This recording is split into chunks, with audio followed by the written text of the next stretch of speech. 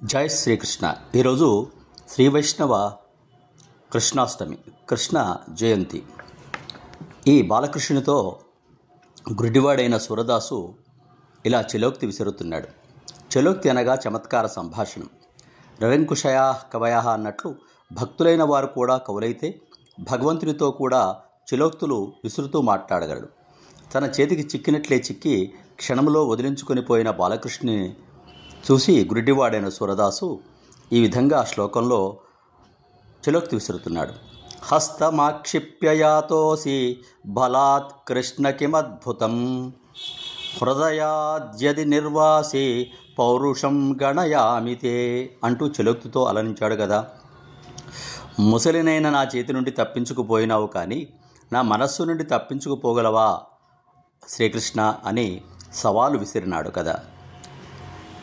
అంటే భౌతికంగా నాకు దొరకకుండా వెళ్ళావు, నేను గుడ్డివాడిని, నేను ఎక్కడున్నావో చూడలేను, కానీ నిన్ను నా మనస్సులో నిరంతరంగా బంధిస్తూ, నిరంతరంగా నామజపం చేస్తూ, నిరంతరంగా నిన్నే శ్వాసగా భావించే నా నుండి నీకు వేరుపడే ధైర్యం ఉందా శ్రీకృష్ణ అని ఆ శ్రీకృష్ణునితో చమత్కారంగా సంభాషిస్తున్నాడు సూరదాసు.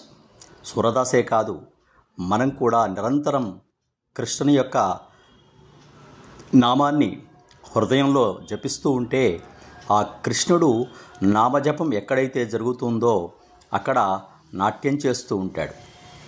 భౌతికంగా దొరకలేదని, భౌతిక సంపదలు లేవని ఆరాటపడేదానికన్నా నిరంతరంగా కృష్ణ నామస్మరణం చేస్తూ ఉంటే అతడు ఆ మనస్సులోనే ఉంటాడు.